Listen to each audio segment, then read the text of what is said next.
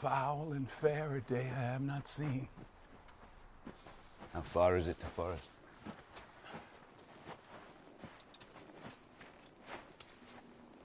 What are these, so withered and so wild in their attire that look not like the inhabitants of the earth, and yet are on it?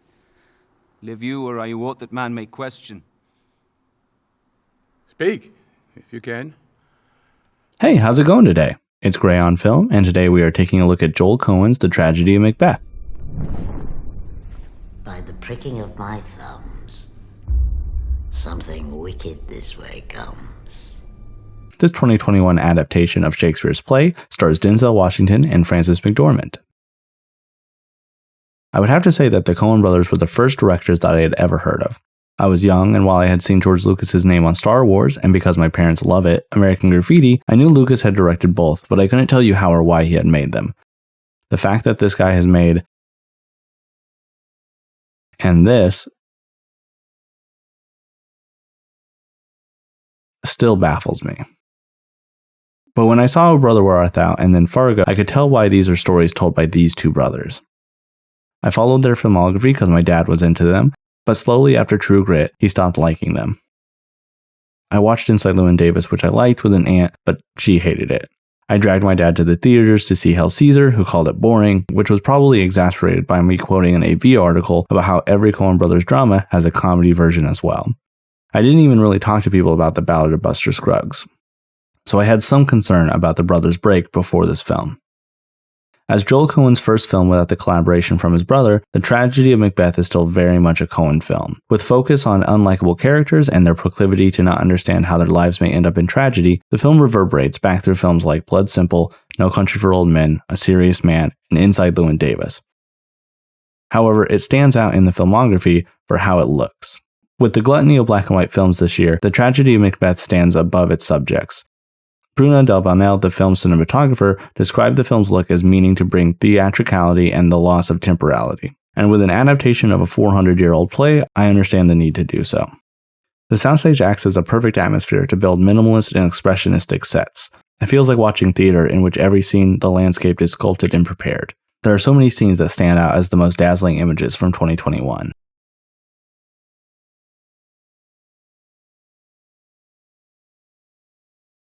Washington and McDormand are terrific, but it's supporting players like Stephen Root, Harry Melling, and Brendan Gleeson that allows the world to flourish. Catherine Hunter is a particular joy as the crow-like witches.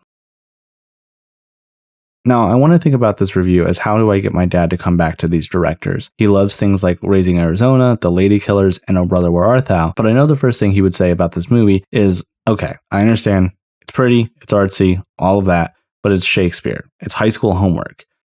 I would bet they even talk like they do in the play. And yes, they do. But if you've never seen Shakespeare performed, then you don't understand how amazing it can sound. This is especially true if the last time you read Shakespeare was your junior year of high school. What is thy name? My name's Macbeth. The devil himself could not pronounce a title more hateful to mine ear. No more fearful. This isn't based on Shakespeare like She's All That or King of Texas. It's Denzel Washington saying the words that so many actors, writers, and directors have been inspired by, and you can't help but feel that same excitement. Thou wast born of woman? The second thing he would ask is it fun? And honestly, I think it is. Scales against thee, the scale yet could not equivocate the hammer. Ooh, come in, equivocator. Knock, knock. Who's there? Oh, he's an English tailor. Come hither for stealing out of a French hose. Come in, tailor. Here you may roast your goose. It's similar to the Coen brothers noir pieces, so it's a little bit dark, but can be funny. Is it a black and white Big Lebowski? No. But it's also not Belfast or other black and white Oscar Beatty fare. Disheartens him, makes him stand too, and not stand too. Lastly, I think my dad wants the silliness back without the sense of perhaps perceived elitism. If Hail Caesar was just about a random detective set in the Midwest, he would have dug it. However, that wouldn't have been Hail Caesar. And sadly, this film is not silly. There's no Nicolas Cage or Holly Hunter yelling at each other or a guy pissing on a rug. It's a serious tone and everyone is taking it seriously. But I do remember an article I read saying that the Coen brothers films have their comedy counterpart as well. So maybe we'll get the comedy of Macbeth someday. This film is amazing to look at and one of the best of the year, and I hope I've convinced somebody to watch it. This has been Gray on Film, wishing you a great time at the movies and a good day. To bed.